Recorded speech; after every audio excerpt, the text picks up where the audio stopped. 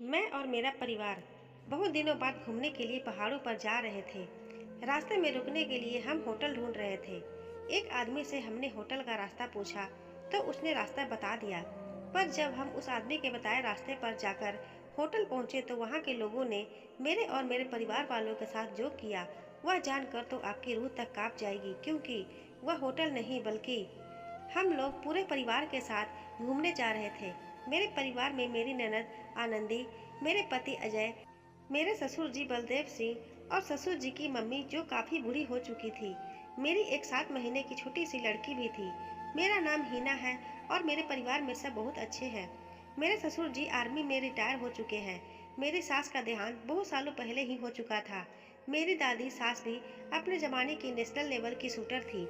उन्हें बहुत से मेडल भी मिले थे।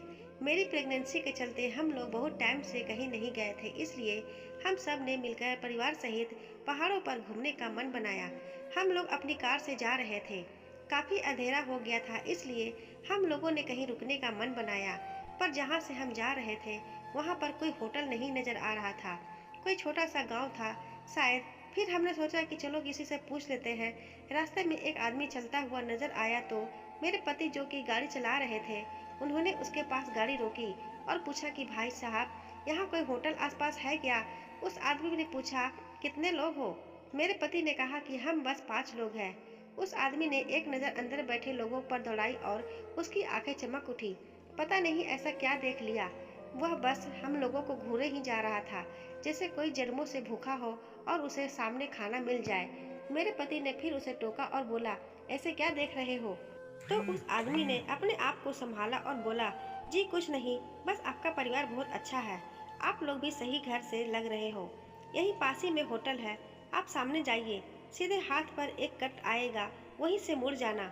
बस सड़क के आखिर में आपको होटल मिल जाएगा। मेरे पति ने उसे धन्यवाद बोला और हम लोग उसके बताए रास्ते पर चलने लगे। मैंने पीछे देखा तो वह आदमी पैदल ही हमारी गाड़ी के पीछे दौड़े आ रहा था। मैं तो उसे देखकर डर ही गई। मैंने पापा जी को बोला तो वह कहने लगे, यहाँ गांव में अक्सर लोग गाड़ी के पीछे ऐसे ही भागते हैं, क्योंकि गांव में गाड़ी वगैरह नहीं होती लोगों के पास, तो इसलिए उन लोगों के लिए यह एक अनोखा खिलौना है।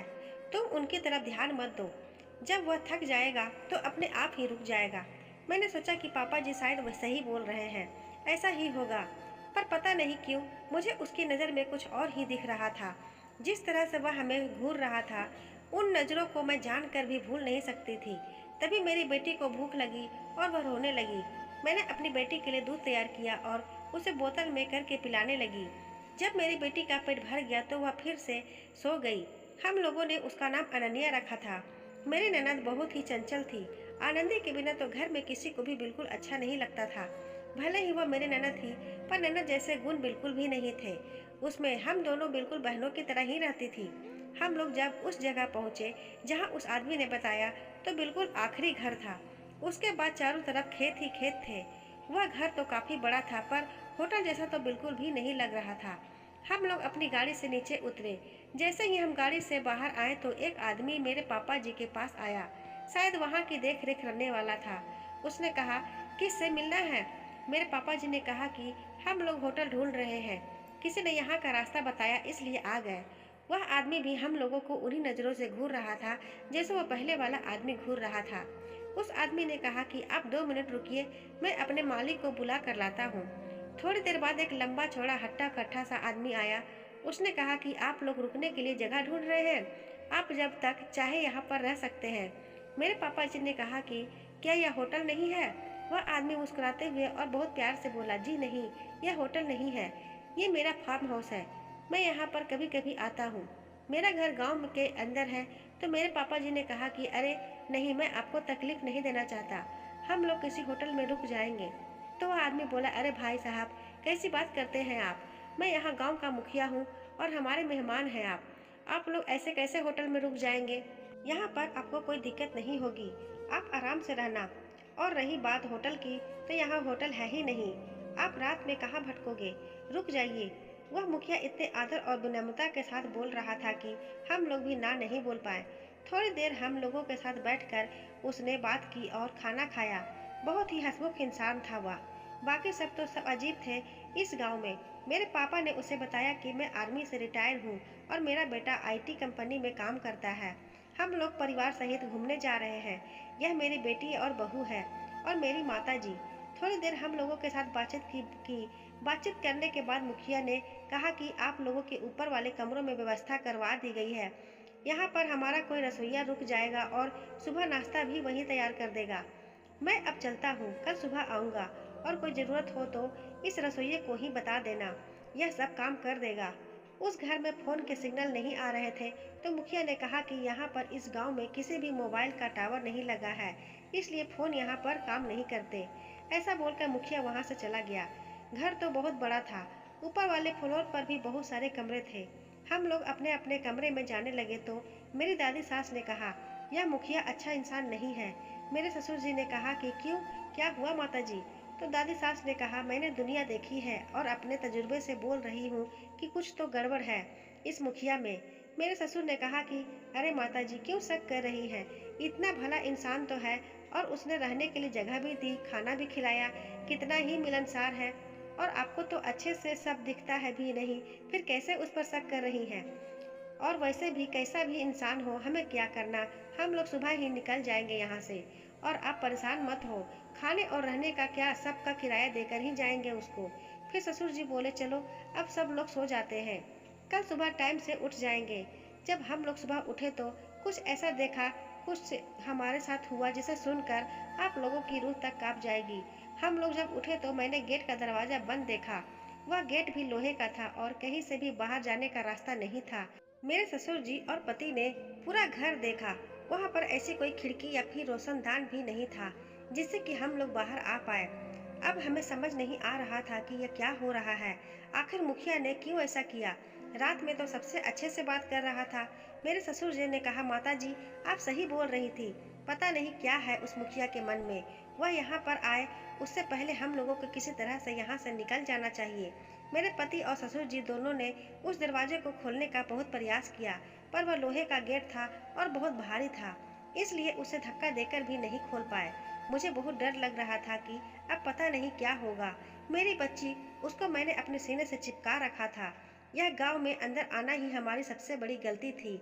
शुरुआत में ही यहाँ के लोग बहुत अजीब थे, पर अब क्या हो सकता था। अब हम लोग बुरी तरह से फंस चुके थे। मैं यह सब सोच रही थी कि तभी सामने का गेट खुला और वह मुखिया 5-6 आदमियों के साथ अंदर आ गया। उसके हाथ में पिस्तौल भी थी। उसके आदमियों ने मेरे पति और ससुर जी को पकड़ लिया और कुछ लोग मुझे, आनंदी और दादी सास को घेर कर खड़े हो गए। हमें कुछ भी समझ नहीं आ रहा था कि आखिर यह हो क्या रहा है।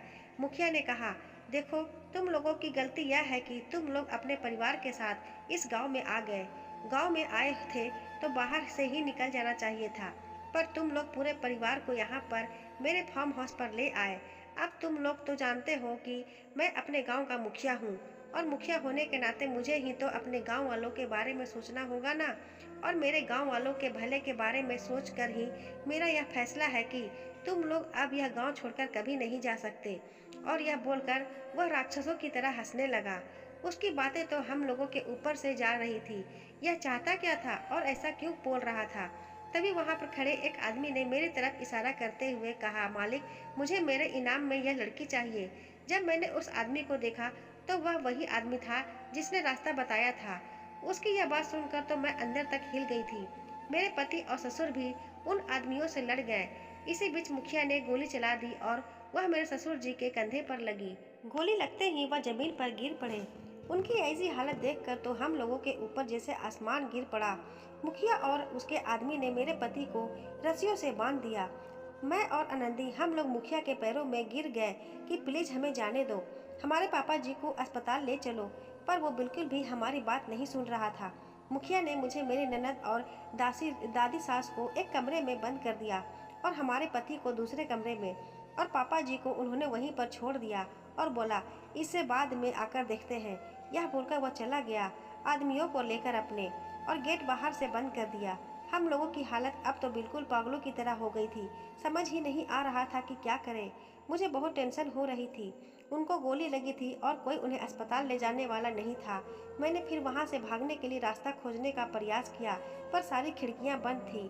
मैंने देखा कि बाथरूम में एक रोशनदान है, पर दिक्कत यह थी कि हम लोग पहली मंजिल पर थे और रोशनदान बहुत छोटा था। मैंने अपनी ननद आनंदी से कहा कि तुम यहाँ से निकल कर भाग जाओ, पर मेरी ननद बहुत डरी हुई थी। बोल रही थी कि भाभी, मुझे बहुत डर लग रहा है, अगर वह लोग आ गए तो, उन्हें पता चल गया तो मेरे साथ भी वही करेंगे जो पापा के साथ किया। मैंने कहा, आनंदी, एक बात याद रखो कि यह हमारा परिवार है, हमें अपने परिवार की रक्षा करनी होगी। अगर हम लोग अपनी हिम्मत हार जाएंगे तो कौन आएगा हमें बचाने। मानती हूँ कि काम मुश्किल है, जोखिम भरा है, पर नामुमकिन नहीं। और अपने परिवार को बचाने के लिए हमें बाहर से किसी की मदद चाहिए होगी। तुम इस रोशनदान से बाहर जाओ और किसी को मदद के लिए ले कर आओ। यह बहुत छोटा है और मैं इसमें से बाहर नहीं निकल सकती, पर तुम आराम से निकल जाओगी। और याद रखना, यह तुम अपने परिवार के लिए कर रही हो, अपने पापा के लिए कर रही हो। अगर समय से उन्हें अस्पताल नहीं ले गए तो वह मर सकते हैं। मेरी बात सुनकर आनंदी को थोड़ी हिम्मत आई और वह रोशनदान से निकलकर छत से कूद गई और खेतों की तरफ भाग गई, क्योंकि सड़क के रास्ते जाने से उसे लगा कि मुखिया या उसके आदमी कहीं मिल न जाए। वो खेतों को पार करती हुई दूसरी तरफ वाली सड़क पर निकली और चलती रही, पर दूर दूर तक कोई भी नजर नहीं आया। तभी सामने से उसे लगा कुछ लोग खड़े हैं। पहले तो वह डर कर छुप गई, क्योंकि उन लोगों के पास राइफल थे, और जब ध्यान से देखा तो उन लोगों ने खाकी कपड़े पहने हुए थे। वो लोग पुलिस वालों के आदमी थे। वह भागती हुई उन लोगों के पास पहुंची। पुलिस वालों में से एक सीनियर इंस्पेक्टर था। उसने आनंदी की हालत देखी और पूछा कि क्या हुआ। आनंदी ने उस इंस्पेक्टर को बता दिया। इंस्पेक्टर जी ने कहा कि तुम गाड़ी में बैठ जाओ, मैं चलता हूँ तुम्हारे साथ। उधर मुखिया वापस आ चुका था और उसे पता चल गया कि आनंदी भाग गई है। वह मुझे, मेरी दादी सास और मेरे 7 महीने के बच्चे को जबरदस्ती उठाकर अपने घर ले आया और बोला, तू भूलना नहीं, तेरा पति हमारे पास है, बिल्कुल भी भागने की कोशिश मत करना, वरना उसको भी गोली मार देंगे। मैं यह सुनकर बहुत डर गई थी, इसलिए मैंने भागने का ख्याल भी अपने मन से निकाल दिया। उसके बाद वो वहाँ से निकल गया। उसके घर में एक बहुत बूढ़ी औरत थी जो सब काम करती रही थी। मैंने उस बूढ़ी औरत से मेरी मदद करने को कहा। उसने कहा कि अब तुम्हें कोई नहीं बचा सकता। उसके बाद उस बूढ़ी औरत ने जो बताया वह सुनकर तो मेरे पैरों तले से जमीन खिसक गई। उसने बताया कि तुम लोग पहला परिवार नहीं हो जो इस तरह यहाँ पर फंसे हो। मैंने ना जाने कितने परिवार को यहाँ देखा है। दरअसल उस गांव के लोग जब भी किसी के घर कोई लड़की पैदा होती है तो उसे मार देते थे, और यह ना जाने कितनी पीढ़ियों से होता आ रहा था। इसलिए अब उस गांव में एक भी लड़की नहीं थी।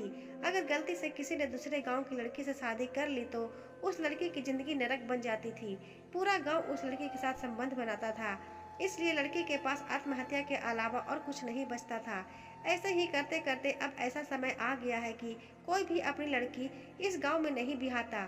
जो भी औरतें बची है वह मेरी ही तरह बूढ़ी है, उनसे यह लोग घर का काम करवाते हैं। उसके बाद उस औरत ने कहा कि अगर अपने आप को बचाना है तो आत्महत्या कर लो, बस यही उपाय है। अब इस औरत की बातें सुनकर तो मुझे चक्कर आ गए और मैं वहीं पर गिर पड़ी। जब तक मुझे होश आया तब तक मैंने देखा कि मुखिया मेरी बच्ची को गोद में उठाए बाहर की तरफ जा रहा है। अपनी बच्ची को उसके हाथों में देखकर तो जैसे किसी ने मेरे शरीर से जान ही निकाल दी हो। मैंने भागकर मुखिया से अपनी बच्ची को लेना चाहा, पर उसने मुझे जोर का धक्का दिया और मैं वहीं पर गिर पड़ी। मुखिया ने कहा कि तेरी बच्ची की सांसें चल रही है, अगर तू चाहती है कि इसकी सांसें चलती रहे तो चुपचाप यहीं पर पड़ी रह, इस घर से एक कदम भी बाहर मत निकालना। यह बोलकर वह मेरी बच्ची को बाहर ले गया। बाहर बहुत आदमियों की भीड़ लगी थी और सब लोग एक एक करके मेरी बच्ची की बोली लगा रहे थे। एक आदमी ने कहा कि अभी यह बहुत ही छोटी है, इसको बड़ा करने में, खिलाने पिलाने में भी तो खर्चा आएगा, इसके मैं 3 लाख दे सकता हूँ, बस, इससे ज्यादा नहीं। उस मुखिया ने कहा ठीक है, और 3 लाख में मेरी बच्चे को उस आदमी ने नाम कर दी। मैं तो यह सब देखकर दंग रह गई, कैसे लोग हैं ये सब, एक 7 महीने की बच्ची के साथ ऐसा कर रहे हैं, उसकी बोली लगा रहे थे।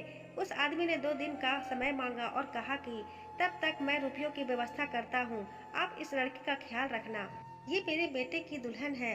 इन लोगों ने तो किसी शैतान को भी पीछे छोड़ दिया था। ऐसे दरिंदे हैं यह लोग। वहाँ पर लगी भीड़ यह सुनकर खत्म हो गई।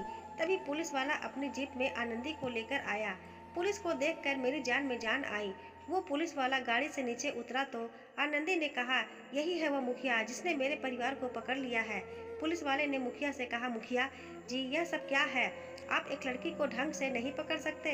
यह तो अच्छा हुआ कि यह मेरे पास आई, कहीं और चली जाती तो क्या होता। ये सुनकर तो मैं तो आनंदी को देखते ही रह गए। तभी मुखिया ने एक नोटों से भरा बंडल उस पुलिस वाले को दे दिया और वह पुलिस वाला मुस्कुराते हुए वहां से चला गया। मैंने आनंदी को अपने पास बुलाया और उसे गले से लगा लिया। मैं जानती थी कि आनंदी की उस समय क्या हालत थी।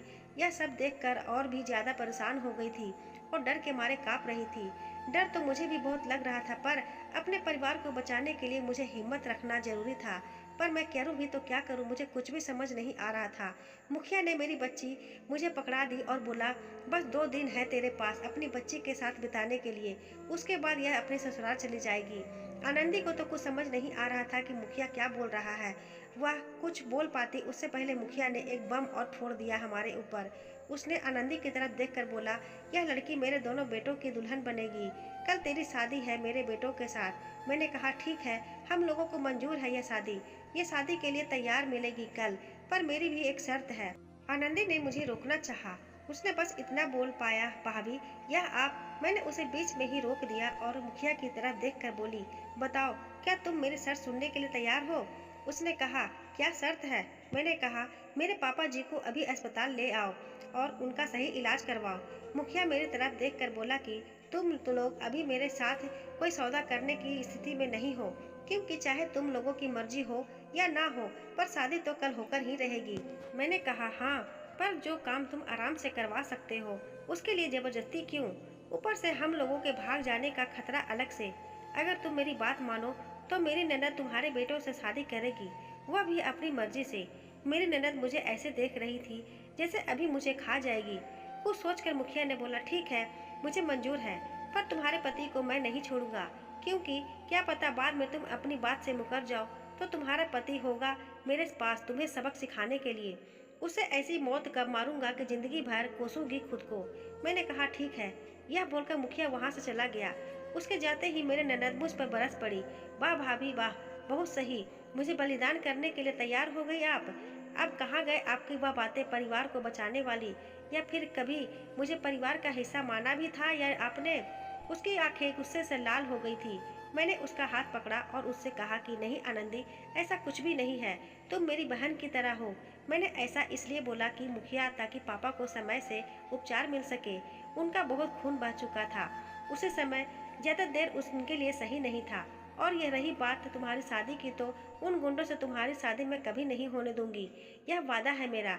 मैंने फिर कहा कि हम लोग आज रात में यहाँ से भागने वाले हैं, बस समझ नहीं आ रहा कि वह कौन है जो हमारी मदद कर सकता है, क्योंकि मुझे लगा था कि पुलिस तो करेगी, पर वह भी मिली हुई है इन लोगों के साथ। किसके पास जाए, और हमारे पास दादी होगी तो हम ज़्यादा दूर तक भाग भी नहीं पाएंगे, वह लोग हमें पकड़ लेंगे।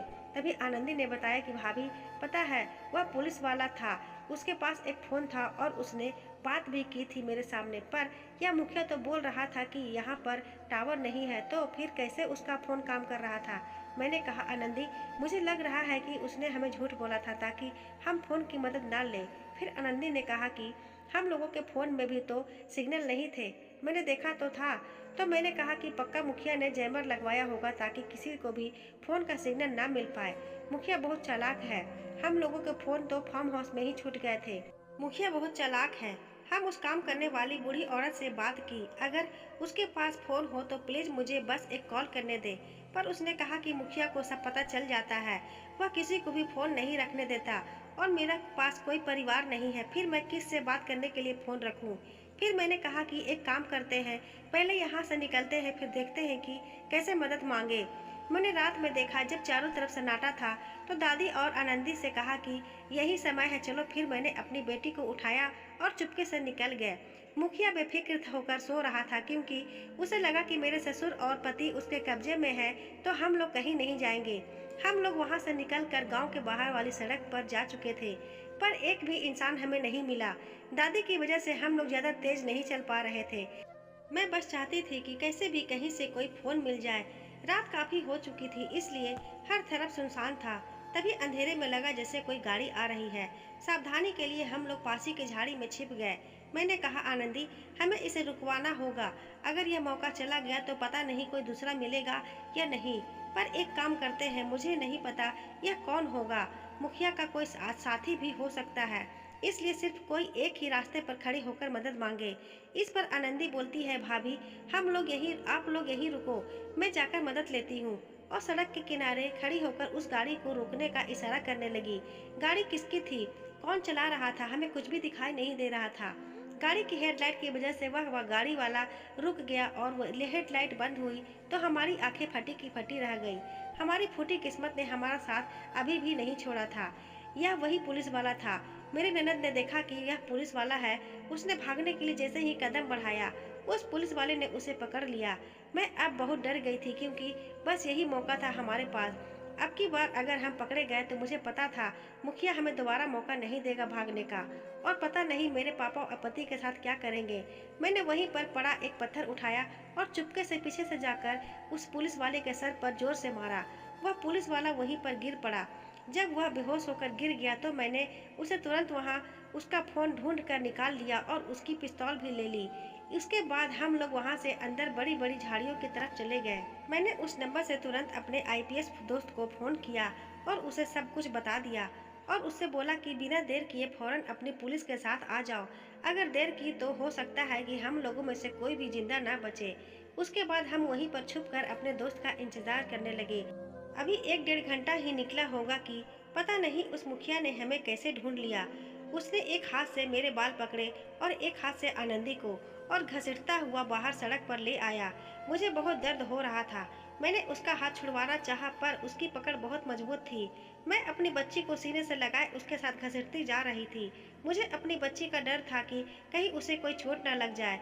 वह जबरदस्ती हम दोनों को अपनी गाड़ी में बैठाने लगा कि तभी हम लोगों ने जोर से गोली चलाने की आवाज़ सुनी और हम वहीं पर सन्न होकर खड़े रह गए।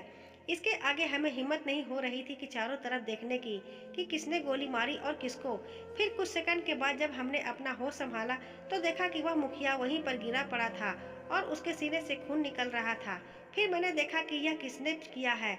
यह मेरी दादी सास थी। उन्होंने उस पुलिस वाले की पिस्तौल से, जिसे मैंने पुलिस वाले से लिया था, उसी से मुखिया पर निशाना लगाया था। मेरी दादी नेशनल लेवल की शूटर थी और आज वह हमारी रक्षक बन गई थी। तभी थोड़ी ही देर में मेरा दोस्त अपनी फोर्स के साथ वहां पर आ गया। उसने मेरे पति को भी छुड़वा दिया। मेरे पति को भी अस्पताल में भर्ती करवा दिया गया क्योंकि उनकी हालत बहुत खराब थी। इन लोगों ने मेरे पति को बहुत मारा था। मेरे पापा यानी कि मेरे ससुर की हालत में अब सुधार आ गया था क्योंकि उनको समय रहते अस्पताल पहुंचा दिया गया था। अगर उन्हें ज़्यादा देर हो जाती तो शायद पापा जी नहीं बच पाते। उनका बहुत खून बह चुका था, इसलिए अस्पताल में खून चढ़ा हुआ था। मेरे दोस्त की वजह से आज मेरा पूरा परिवार सही सलामत था। उसका एहसान मैं जिंदगी भर मानूंगी। और उस गांव में जो भी आरोपी थे सबको पकड़ लिया गया था। उस पुलिस वाले को ऊपर केस चल रहा था और उसको अपनी वर्दी से हाथ धोना पड़ा। गांव के लोग बहुत ही दकियानूसी सोच वाले थे। उन्होंने किसी भी घर में बेटी को जन्म नहीं लेने दिया। वह यह सब भूल गए थे कि बेटियां तो लक्ष्मी होती है, घर के खानदान को वंशज देने वाली होती है, हमारी जननी होती है। मुखिया की यह घटिया सोच उसकी मौत का कारण बनी। हम लोग अपने घर पर आ चुके थे पर उस गांव में बिताया हुआ एक एक पल हमें बार बार सपने में याद आता था और हमें सोने नहीं देता था। आज उस बात को 2 साल हो चुके हैं और हम लोग अपनी जिंदगी में आगे बढ़ चुके हैं। मेरी ननद आनंदी की शादी हो चुकी है। तो दोस्तों यही थी हमारी आज की कहानी। अगर आपको यह कहानी अच्छी लगी हो तो वीडियो को लाइक करें, अपने दोस्तों के साथ शेयर करें। चैनल पर नए हैं तो चैनल को सब्सक्राइब करें, बेल आइकन को प्रेस करें ताकि जब भी मैं कोई नई वीडियो अपलोड करूं नोटिफिकेशन आपको सबसे पहले मिल सके। मिलती हूँ ऐसी ही एक और नई कहानी के साथ। धन्यवाद।